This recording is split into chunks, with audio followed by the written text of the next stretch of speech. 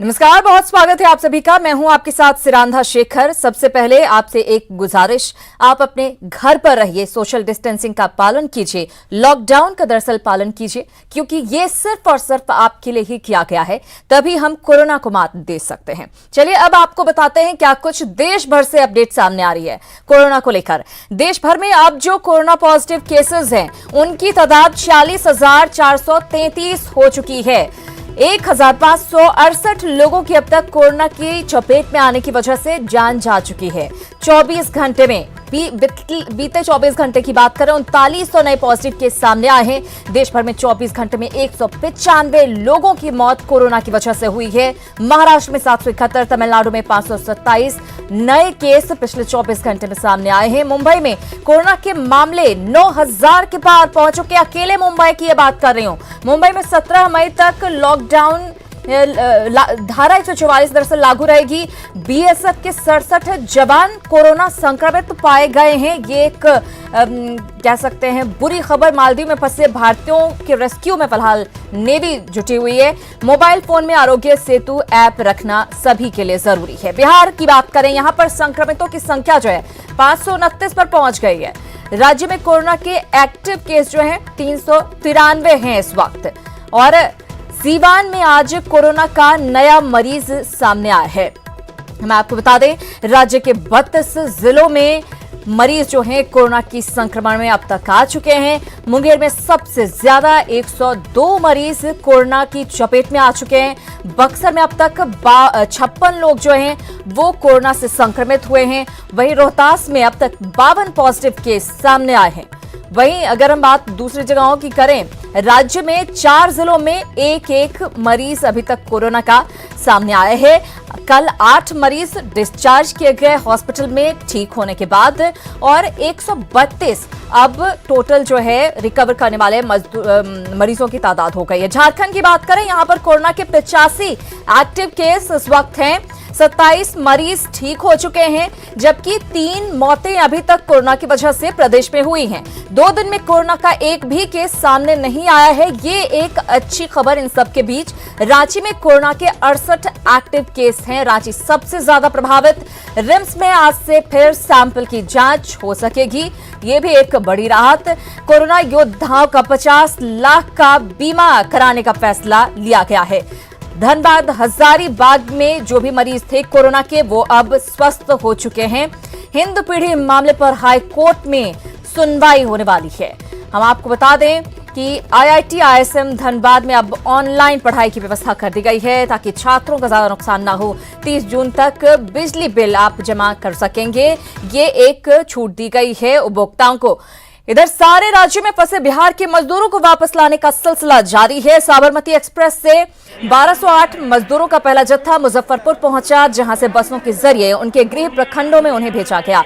Station पर सभी यात्रियों का रजिस्ट्रेशन करवाया गया। मेडिकल जांच के बाद सभी मजदूरों को क्वारंटाइन करने का निर्देश दिया गया है। ये साबरमती एक्सप्रेस ट्रेन है जो गुजरात से आ रही है, और यहाँ 4 बजे ट्रेन पहुँच चुकी है। यहाँ सभी का मेडिकल जांच रजिस्ट्रेशन करके बाहर लिया जा रहा है, जहाँ सैनिटाइज करके और उन्हें बस दिया जा रहा है। जिस जिस ज़िले के हैं उस ज़िले के बस पे ये लोग जाएंगे, और बस में ही खाना वगैरह का सप्लाई किया जा रहा है। इधर कोटा से छात्रों को लेकर श्रमिक स्पेशल ट्रेन दरभंगा पहुंची। ट्रेन के दरभंगा पहुंचने पर जहां छात्रों में खुशी देखी गई, छात्रों को रिसीव करने के लिए खुद विधायक दरभंगा स्टेशन पर मौजूद रहे।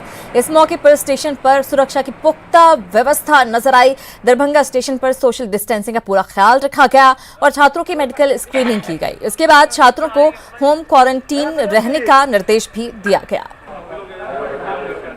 इसके साथ ही मजदूरों को लेकर आज विशेष ट्रेन केरल से कटिहार पहुंचेगी। इस ट्रेन में कटिहार, पूर्णिया, किशनगंज और अररिया जिले के मजदूर हैं।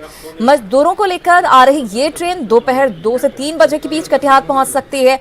कटिहार पहुंचने के बाद सभी मजदूरों की स्क्रीनिंग की जाएगी। उसके बाद मजदूरों को उनके गृह जिले भेजा जाएगा। प्रशासन की ओर से इसके लिए तमाम इंतजाम किए गए हैं।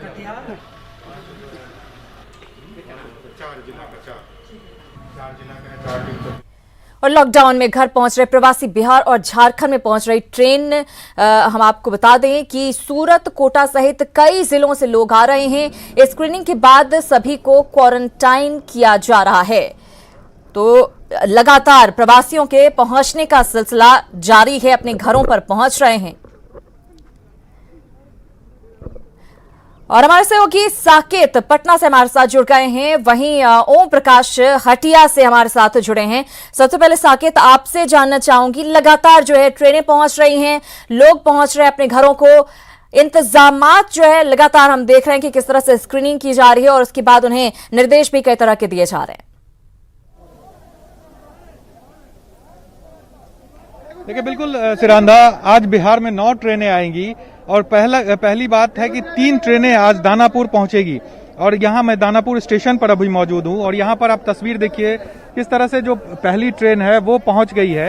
ये बेंगलुरु से ये ट्रेन आई है दानापुर। ये सुबह 8 बजे ये ट्रेन आनी थी, लेकिन खराब मौसम के कारण इसका टाइमिंग 2 घंटे लेट हुई और ये 10 बजे ये ट्रेन यहाँ पहुंची है। और देखिए, जो जिला प्रशासन है वो पूरी मुस्तैदी के साथ, जो भी पैसेंजर्स आए हैं, मजदूर आए हैं इस ट्रेन से, उन्हें एक एक करके स्क्रीनिंग किया जा रहा है और उसके बाद उन लोगों को सोशल डिस्टेंसिंग को फॉलो कराते हुए उन लोगों को किस तरह से जो स्टेशन परिसर है उससे बाहर निकाला जा रहा है। और खुद इस चीज की मॉनिटरिंग जो एसएसपी हैं वो कर रहे हैं। डीएम भी यहाँ पर, आप देखिए तस्वीरों में, जिलाधिकारी यहाँ पर बैठे हुए हैं और वो भी इस चीज को यहाँ पर मॉनिटर कर रहे हैं। और चूंकि सोशल डिस्टेंसिंग काफी अहमियत रखता है, तो इस लिहाज से जो भी मजदूर आ रहे हैं उनके बैठने की अलग व्यवस्था की गई है, जिलावार उन्हें बैठाया जा रहा है। और उसके बाद सोशल डिस्टेंसिंग के लिए जो सर्कल बनाए गए हैं उन सर्कल में इन लोगों को खड़ा किया जा रहा है और उसके बाद एक एक करके इन यात्रियों को बाहर निकाला जा रहा है स्टेशन से। और फिर आपको मैं अपने दूसरी तरफ ये तस्वीर दिखा दूं, यहाँ पर बसें लगी हुई है सड़क पे और इन बसों में इन मजदूरों को बिठाया जा रहा है। आप देखिए, अभी भी ये बेतिया जाने वाली ये बस है और इसमें कई मजदूर को बैठाया गया है और इसमें बस के अंदर जो है मजदूरों के लिए खाने पीने की जो व्यवस्था है वो यहाँ पर की गई है। देखिए, आप खाने का जो पैकेट्स है वो बसों में रखा गया है। आप जरा सा साइड हो जाएंगे, देखिए यहाँ पे बसों में जो खाने की पैकेट्स है वो यहाँ पर रखी गई है, पानी का बोतल रखा गया है, क्योंकि बसें कहीं रुकेंगी नहीं। उम्मीद करते हैं कि सरकार अपनी तरफ से, प्रशासन अपनी तरफ से पूरी तरह से अपनी जिम्मेदारी निभा रहा है, कोई दिक्कत ना हो इस बात का भी पूरा ख्याल रखा जा रहा है।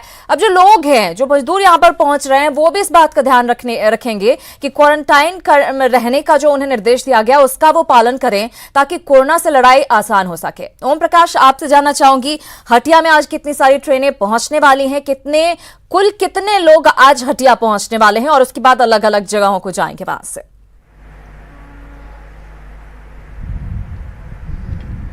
जी, बता दें कि आज हटिया में फिलहाल जो अभी दक्षिणी पूर्वी रेलवे के अधिकारियों से भी बात हुई, यहाँ पर स्टेशन से भी बात हुई, तो उनका साफ तौर से कहना है कि आज कोई ट्रेन नहीं पहुँच रही है। हालांकि आपको बता दें कि कल रात ही बेंगलुरु से एक ट्रेन यहाँ पर पहुँची थी जिसमें करीब 1255 मजदूर लोग जो थे वो सवार थे। उन्हें बाकायदा यहाँ पर हटिया स्टेशन में स्क्रीनिंग की गई और उसके बाद सोशल डिस्टेंसिंग को लेकर उन्हें यहाँ से भेजा गया। तो तमाम तरह की व्यवस्थाएं जो है वो अभी भी है। देख सकते हैं कि किस तरह से बैरिकेडिंग जो है वो की हुई है। जो लगातार इधर 3 दिनों से मजदूरों के आने का सिलसिला या फिर छात्रों के आने का सिलसिला है वो देखा जा रहा है, तो उसे देखते हुए तमाम तरह की व्यवस्थाएं हैं। हालांकि आज जो रेलवे अधिकारियों की माने तो आज कोई ट्रेन हटिया नहीं पहुंच रही है। हालांकि आपको बता दें, कल धनबाद में भी ट्रेन पहुंची थी और फिर रांची में भी पहुंची थी। तो अब देखना होगा कि जो व्यवस्थाएं हैं और जिस तरह की अब तक जो सोशल डिस्टेंसिंग को लेकर रेलवे की तरफ से इंतजाम किए गए वो बेहतरीन रहे, जिस वजह से यहाँ पर किसी तरह की अफरा तफरी नहीं हुई। बिल्कुल, निश्चित रूप से हम देख पा रहे हैं कि स्टेशनों पर जो है पूरी व्यवस्था की गई है, चाहे वो हम बिहार की बात करें, पटना की बात करें, दानापुर की बात करें या फिर हम झारखंड की बात कर लें। लगातार ट्रेनें पहुंच रही हैं, लोग पहुंच रहे हैं और प्रशासन अपनी तरफ से पूरी तरह से मुस्तैद नजर आ रहा है। बहुत धन्यवाद साकेत और ओम प्रकाश, आप दोनों का। नजर हमारी बनी रहेगी, लगातार अपडेट दिखाते रहेंगे जैसे जैसे मजदूर यहां पर पहुंचते जाएंगे। इधर छत्तीसगढ़ के रायपुर में झारखंड के करीब 1200 मजदूर फंसे हुए हैं। इन मजदूरों को झारखंड झारखंड लाने का काम शुरू हो गया है। चाईबासा से 12 और जमशेदपुर से 28 बसें रायपुर के लिए रवाना हुई हैं। इन बसों से मजदूरों को झारखंड लाया जाएगा। मजदूरों को लाने के बाद उनके स्वास्थ्य की जांच की जाएगी। तो हम आपको बता दें, ये मजदूर दरअसल फंसे हुए थे छत्तीसगढ़ में। उसके बाद अब यह कदम उठाया गया, बसें रवाना की गई हैं। 28 बसें रायपुर के लिए रवाना हुई हैं। अब इन मजदूरों को झारखंड लाया जाएगा। ये गाड़ी जाएंगे रायपुर। वहाँ के झारखंड के जितने मजदूर भाई जो फंसे हुए हैं उनको वापस लाने के लिए ये बस भेजा जा रहे हैं। ये न केवल पश्चिमी सिंहभूम या कोल्हान बल्कि पूरे राज्य का जितने भी जिले हैं उसका कोई भी निवासी मजदूर अगर फंसे हुए हैं तो उनको लाने के उद्देश्य के साथ इसको भेजा जा रहा है। उधर केरल में कंस्ट्रक्शन कंपनी में काम करने वाले 75 मजदूर जामताड़ा लौट आए। इसमें नारायणपुर प्रखंड के 25, कर्मा टांड के 49 और फतेहपुर का एक मजदूर शामिल है। स्क्रीनिंग के बाद मजदूरों को 14 दिन के होम क्वारंटाइन पर भेजा गया है। प्रशासन का कहना है कि जो भी मजदूर दूसरे राज्यों से आएंगे उन्हें मनरेगा के तहत काम भी दिया जाएगा। इसी तरह से भी लाने की कोशिश किया सरकार, झारखंड के मुख्यमंत्री हेमंत सोरेन ने, तो उसका बावजूद भी टिकट का पैसा लिया गया है 860 रुपया। विशेष ट्रेन से हमारे जामताड़ा जिले के 77 मजदूर आए थे, जिनको लाने के लिए हम लोगों ने दंडाधिकारी के साथ सशस्त्र बल की प्रस्तुति की थी और वो सकुशल आ गए हैं। उनका हम लोगों ने स्क्रीनिंग करा लिया है और वो स्वस्थ पाए गए हैं। उनको होम क्वारंटाइन में कर दिया गया है। तो हम लोगों ने मनरेगा योजना के तहत, जल संचयन योजना के तहत उनको काम देने का प्लान किया है और उनको रोजगार का अवसर हम जामताड़ा जिला। उधर रांची में नगर विकास विभाग के निर्देश पर नगर निगम की ओर से सैनिटाइज करने का अभियान चलाया जा रहा है। मेन रोड सहित विभिन्न संवेदनशील इलाकों में कोरोना संक्रमण के बढ़ते खतरे को देखते हुए ये पहल की जा रही है। मेन रोड में हो रहे सैनिटाइजेशन का जायजा लिया रांची संवाददाता भुवन किशोर झा ने। कोरोना संक्रमण के बढ़ते खतरे को देखते हुए रांची नगर निगम के द्वारा देखिए किस तरह से सैनिटाइज करने का काम किया जा रहा है। ये राजधानी रांची का अल्बर्ट एक्का चौक है और यहाँ पर पूरी तरह से जो रांची नगर निगम है वो सैनिटाइज करने की कोशिश कर रही है और जो टीम है, जो नगर निगम की टीम है वो पूरी सुबह से ही लगी हुई रहती है। जो मेन रोड का जो इलाका है, जो खास करके जो हिंदपीढ़ी का इलाका इसी रास्ते से गुजरती है, तो ये जो नगर निगम के जो टीम के लोग हैं वो पूरी तरह से इसमें सैनिटाइज करने का काम करते हैं। और जो गाड़ियां हैं, इस तरह की गाड़ियां, कई गाड़ियां विभिन्न इलाकों में लगाई गई हैं। आप बताइए जो कहां कहां जाते हैं, किस तरह से सैनिटाइज करने का काम करते हैं? मतलब जहाँ भेजा जाता है सर वहीं चाहते हैं हम लोग। वार्ड अभी यहाँ फिराइलाल से ओवरब्रिज तक जी। इसी रास्ते में हिंदपीढ़ी का भी इलाका है आगे। हिंदपीढ़ी का इलाका तो क्या करें सर, हम लोग को तो करना है पूरी तरह से जी। टीम लगी हुई, 30 से ज़्यादा गाड़ी निकली हुई है सर। तो इस तरह से लोग लगे हुए हैं। खास करके रांची नगर निगम के द्वारा जो नगर विकास विभाग के अधीन है और नगर विकास विभाग ने पूरी तरह से जो तैयारियां की थी, तो उसी के बाद रांची नगर निगम को फंड भी मुहैया कराया गया और उसके बाद से पूरे शहर में खास करके जो संवेदनशील इलाके हैं संक्रमण को देखते हुए उसे सैनिटाइज करने की कोशिश की जा रही है। कैमरा पर्सन शाहनवाज के साथ भुवन किशोर झा, न्यूज़ 18 रांची। तो तमाम चुनौतियों का सामना करते हुए नगर निगम रांची में लगातार सैनिटाइजेशन के काम में जुटा हुआ है। इधर कोरोना के संक्रमण को रोकने के लिए क्वारंटीन सेंटर बनाए गए हैं जहां संदिग्ध मरीजों को रखा जाता है ताकि और कोई संक्रमित न हो। लेकिन अररिया के क्वारंटीन सेंटर में रह रहा एक पुलिस का जवान बाजार में खुलेआम घूमता रहा। बड़ी बात है कि सिपाही कोरोना पॉजिटिव निकला। इस बात का खुलासा तब हुआ जब सैंपल कलेक्टर करने वाले अधिकारी ने सिपाही को फोन किया। हालांकि इतनी बड़ी लापरवाही के बाद सिपाही को फारबिसगंज के आइसोलेशन सेंटर में शिफ्ट कर दिया गया है और उसके साथियों को निजी होटल में। इसके साथ ही अब सिपाही की कॉन्टैक्ट ट्रेसिंग भी की जा रही है ताकि पता चल सके कि वो किन किन दुकानों पर गया था और उन दुकानों से किन किन लोगों ने खरीदारी की। फारबिसगंज में एएनएम स्कूल है, उसे हम लोग जो है सो आइसोलेशन कम ट्रीटमेंट सेंटर के रूप में बनाए हैं। सभी कोरोना का जो पॉजिटिव मरीज रहेगा उसका इलाज वहीं होगा, वहीं हम भेज देंगे। असल क्वारंटाइन सेंटर जो गर्ल्स हाई स्कूल में बना हुआ था वहाँ सारे पुलिस से ही थे, पुलिस विभाग के लोग थे जो बक्सर से आए थे। जो होली में घर चले गए थे, छुट्टी पे नहीं लौटे थे, उन लोगों को बुलाया गया था और वो लोग थे। तो हमें जानकारी नहीं है कि बाहर घूम रहे थे, बट पॉजिटिव पाए गए हैं। उनको अभी हम लोग एक स्थानीय होटल में अधिग्रहित करके रखे हुए हैं। कोरोना से बचाव का एकमात्र उपाय सोशल डिस्टेंसिंग है, लेकिन इसके बाद भी लोग सोशल डिस्टेंसिंग की धज्जियां उड़ाते हुए नजर आ रहे हैं। गुमला में बड़ी संख्या में लोग बिना काम के ही सड़क पर निकल पड़े हैं। इन तस्वीरों को देखकर जरा भी नहीं लग रहा है कि देश में लॉकडाउन लागू है। अगर इन लोगों पर सख्ती नहीं बरती गई तो हालात भयावह हो सकते हैं। इसलिए न्यूज 18 अपने तमाम दर्शकों से लगातार अपील कर रहा है, एक बार फिर अपील करता है कि वो लॉकडाउन का सख्ती से पालन करें, वरना उन्हें खुद भारी पड़ सकता है और वो दूसरों का भी नुकसान पहुंचाएंगे। लॉकडाउन 3 का सख्ती से पालन हो, इसे लेकर अधिकारी चौकस हैं। पश्चिम सिंहभूम में झारखंड और ओडिशा के बॉर्डर पर ओडिशा के मयूरभंज जिले के डीसी और पश्चिम सिंहभूम के डीसी ने निरीक्षण किया। साथ ही दोनों अधिकारियों ने अपने अपने राज्यों के मजदूरों के हालात की जानकारी भी ली। मयूरभंज के डीसी ने बताया कि उनके यहां झारखंड के 200 मजदूर क्वारंटाइन में हैं। दोनों जिलों की तरफ से ज्वाइंट इंस्पेक्शन आज किया है जानसोला गेट का, और हमारी कोशिश यही है कि दोनों तरफ के लोग जो मूवमेंट कर रहे हैं, आपको पता है कि अभी हमारे श्रमिक जो हैं स्टैंडर्ड श्रमिक, वो बहुत भारी संख्या में एक जगह से दूसरे जगह जा रहे हैं।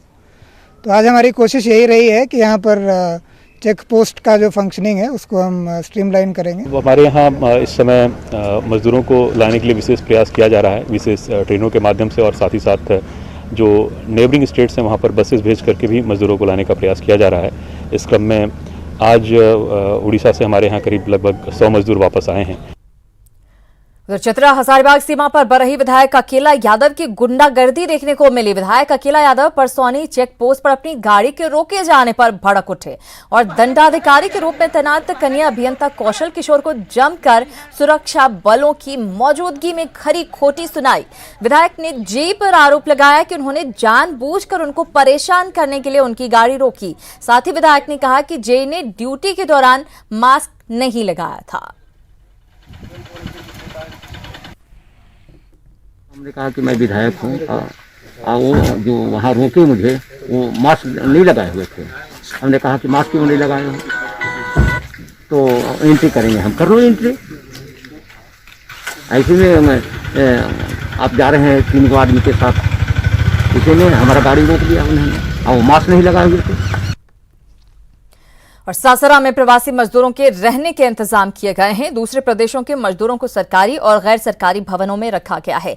जिले के सभी 240 पंचायतों में क्वारंटाइन सेंटर बनाए गए हैं। सासाराम के बेदा स्थित क्वारंटाइन सेंटर में राजस्थान के जयपुर के 169 मजदूरों को रखा गया है।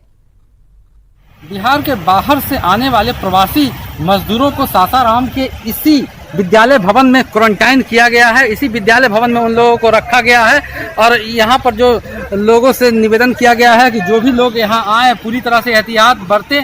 और जिला प्रशासन जो है यहाँ पर उन मजदूरों को रखी है और यहाँ वहाँ जलपान और भोजन की व्यवस्था की गई है। कमोबेश थोड़ी बहुत परेशानी है मजदूरों के सामने। मजदूरों का कहना है जो यहाँ पर मुकम्मल व्यवस्था होनी चाहिए वो नहीं हो पा रही है, लेकिन यहाँ पर फिर भी जो भी व्यवस्था है उसमें मजदूर गुजारा कर रहे हैं। अजीत कुमार, न्यूज 18, सासाराम। और अब रुक करते हैं कुछ और खबरों का। मुजफ्फरपुर से खबर, जहां ग्रामीणों का तालिबानी चेहरा सामने आया है। हथौड़ी थाना इलाके में डायन के आरोप में 3 महिलाओं के साथ अमानवीय व्यवहार किया गया।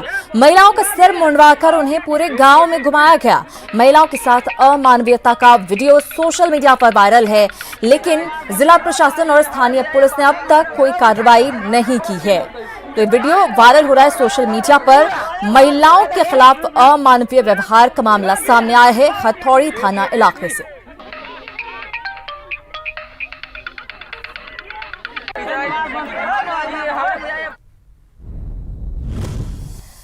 दरअसल इस घटना के बाद सवाल उठना लाजमी हो जाता है, क्यों खत्म हो गई है समाज की संवेदनशीलता? किसी ने आखिर क्यों नहीं किया वहां पर अत्याचार का विरोध, जब इन महिलाओं के साथ इस तरह की हरकत की जा रही थी? वायरल वीडियो पर अभी तक कार्रवाई क्यों नहीं हुई? पुलिस और प्रशासन आखिर किस बात का इंतजार कर रहा है? तो ये तमाम सवाल इस घटना के बाद उठ रहे हैं। उधर जमशेदपुर से बड़ी खबर सामने आ रही है, जहां एक 8 साल के बच्चे की पत्थर से कुचलकर हत्या कर दी गई। बच्चे के शव को देखकर आसपास के इलाकों में सनसनी फैल गई, जिसके बाद मौके पर पहुंची पुलिस ने शव को अपने कब्जे में ले लिया। जांच के दौरान यह खुलासा हुआ कि पिता ने ही बच्चे की हत्या की थी, जिसके बाद पुलिस ने आरोपी पिता को गिरफ्तार कर लिया है। एमजीएम थाना क्षेत्र के चढ़री पहाड़ की यह घटना है। वहाँ जाके देखे हैं तो देखें कि एक 7-8 साल का बच्चा है, जिसका सर को पत्थर पर पटक के हत्या की है, उसको मार दिया गया है और शव को छुपाने की नियत से वहीं पर जंगल में फेंका हुआ है। फिर हम लोग पता कि बच्चा को गांव वालों से पहचान कराने की कोशिश की है, उसका पहचान गांव वाला लोग नहीं पहचान पाया। फिर हम लोग उसको आगे कार्रवाई के लिए पोस्टमार्टम हाउस में जाकर रखे। उधर चतरा में बाइक की टक्कर के बाद विवाद में 2 गुटों के बीच खूनी झड़प हो गई। दोनों गुटों के बीच जमकर लाठियां चली, जिसमें 7 लोग घायल हो गए हैं। घटना मयूरहंड थाना के सेबई खुर्द गांव की है। घायलों को इलाज के लिए अस्पताल में भर्ती करवाया गया है। दोनों पक्ष थाने में प्राथमिकी दर्ज करवाने के लिए पहुंचे, लेकिन थाना प्रभारी ने एक पक्ष का आवेदन दर्ज करने से इनकार कर दिया। हालांकि मामले में कार्रवाई का भरोसा दिया गया है।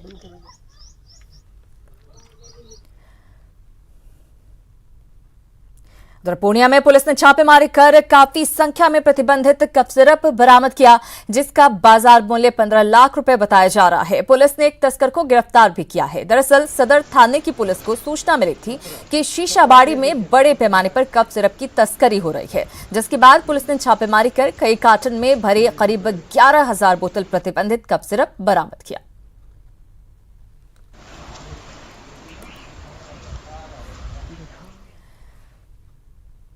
कोरोना संक्रमण के बीच एक अच्छी खबर। वाल्मीकि टाइगर रिजर्व से सटे गंडक बराज में प्रवासी पक्षियों का आगमन शुरू हो गया है। गायब हो चुके प्रवासी पक्षियों के कई झुंड गंडक और सहायक नदियों में दिखने लगे हैं। पक्षियों के आगमन को लेकर वन और पर्यावरण विभाग उत्साहित है। WWF के मुताबिक ये रूडी शेल्डक की प्रजाति है, जिसे भारत में ब्राह्मणी डक भी कहा जाता है। ये पंछी भारत के एक शीतकालीन आगंतुक हैं और भारतीय उपमहाद्वीप में सदियों में प्रजनन करते हैं।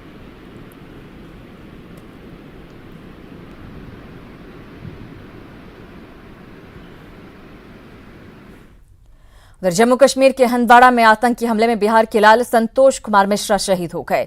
आतंकियों से लोहा लेते सीआरपीएफ जवान संतोष कुमार मिश्रा ने देश के लिए अपना बलिदान दे दिया। संतोष औरंगाबाद के गोह थाना के देवहरा गांव के रहने वाले थे। आतंकी हमले में संतोष कुमार मिश्रा के साथ सीआरपीएफ के 2 और जवान भी शहीद हुए हैं। सीआरपीएफ के अधिकारियों से मिली जानकारी के मुताबिक जम्मू कश्मीर में सुरक्षा बलों ने अचानक हुई गोलीबारी का जवाब दिया और एक आतंकी को मार गिराया।